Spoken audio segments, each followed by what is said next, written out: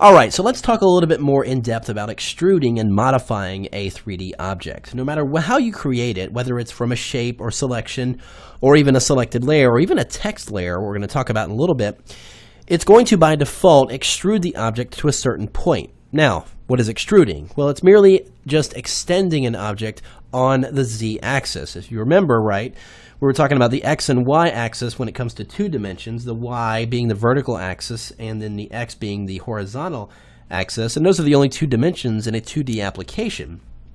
However, when you create an extruded object in 3D, it needs a direction to go. Well, it's going to go in that z-axis and extend the object at a certain point. Let's have a look at what we're talking about here. I'm actually going to go ahead and use a couple of elliptical shapes here. I'm just drawing them as paths. I'm just going to add one small one here. And I'm holding the shift key down as I draw these, so they'll be perfect circles as well. And I'm just going to hold down the option key and just option drag, hold the shift key down as well to keep it constrained, another shape or a duplicate of that circle shape over this way just a little bit. So let's drag and select both of those shapes. And I'm just going to go in here to the 3D panel and choose work path for the source. 3D extrusion is my only choice, and we'll go ahead and click create. Now, notice what happened is, converted it to 3D, my objects are sitting on the ground plane that we discussed about earlier, and if I grab my camera, I've got the current view selected here in the 3D panel, I can go up here and choose my object rotate tool here in the options bar and just click and rotate this around and see that has created an extrusion based on that selection. Now, let's just actually kind of zoom out here. So notice I'm using these different tools here. I have the object tool I can rotate around, and I'm moving the camera view, notice, because the ground plane is moving with me. I can use this slide tool to come back and forth in space. I can actually move it up and down with this. So every tool is going to give you a different direction in which to move your object or your angle of view, depending on whether you're modifying the object itself or the camera view. So in the 3D panel, I'm going to select this background object, which is these two shapes right here.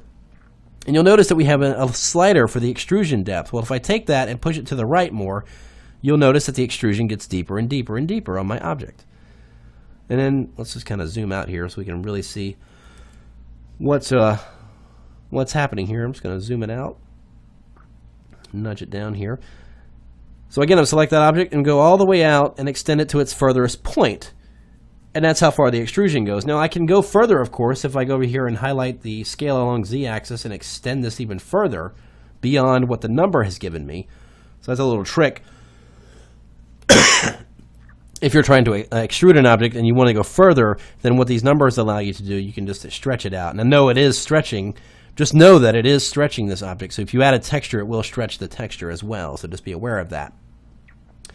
But with the extrusion, notice if I take it back down and it gets to the middle where it's almost nothing, it's actually going to come in the other direction. So you can extrude either front ways or back ways on the 3D object, depending on what effect you're going for with your 3D object. I'm just going to move this around here.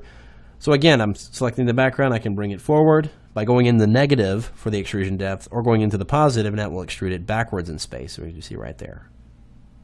And I can also edit the source here. If I click on this little Edit Source button, I can actually go in here and do something like knock out a hole in one of these shapes. If I were to go and grab that same ellipse shape tool, and let's go to Subtract from Shape, and just draw a small circle inside each one of these, basically making them like a little pipe or tube. And they're both knocking out. Let's make sure they're knocking out the shape here. Let's do Subtract from Shape, just to be sure. And when I close this and save the changes, you can see it knocks a hole through that object. Let's go ahead and select our layer. So there you can see I've got holes bored right through my object. So I can even modify these shapes after I've created them by going in and adding more paths and having more shapes modified to change the shape. Now, of course, we're talking about the extrusion. Is it going along one axis here? It's either going frontwards or backwards. If I go over here, again in the 3D panel, I'm going to select the object that contains this, or the line item that contains this background object. And over here, I'm going to go into these properties panels, these tabs up front. If I click on the second one, which is the deform tab, I can do things like twisting the object. If I move the twist slider, you can see that this now it starts to twist around itself and giving me a kind of a cool spiral effect on that.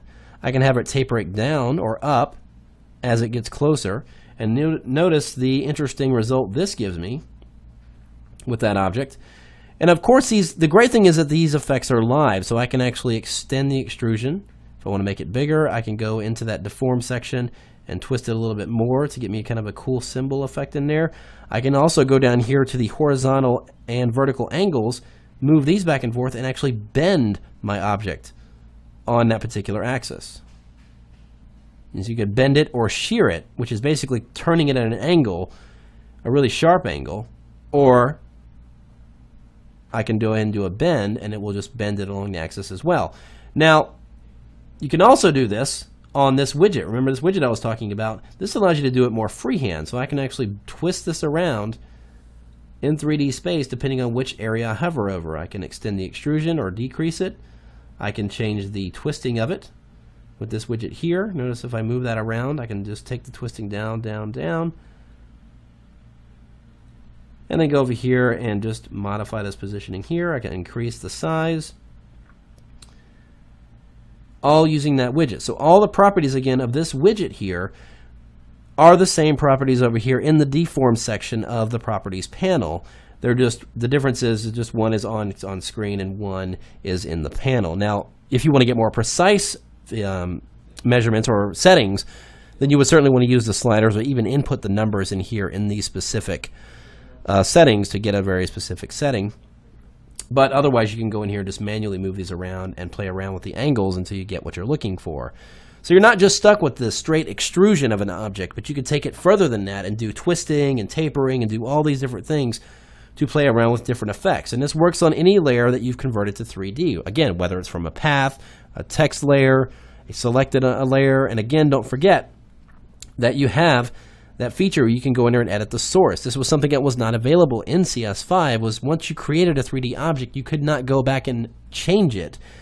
To update the 3D object, you would have had to go back to the beginning and redo that all over again. So that's a huge time saver to be able to do this and not just be able to modify the extrusion, but be able to go back and modify the original shape at any time is a huge benefit as well.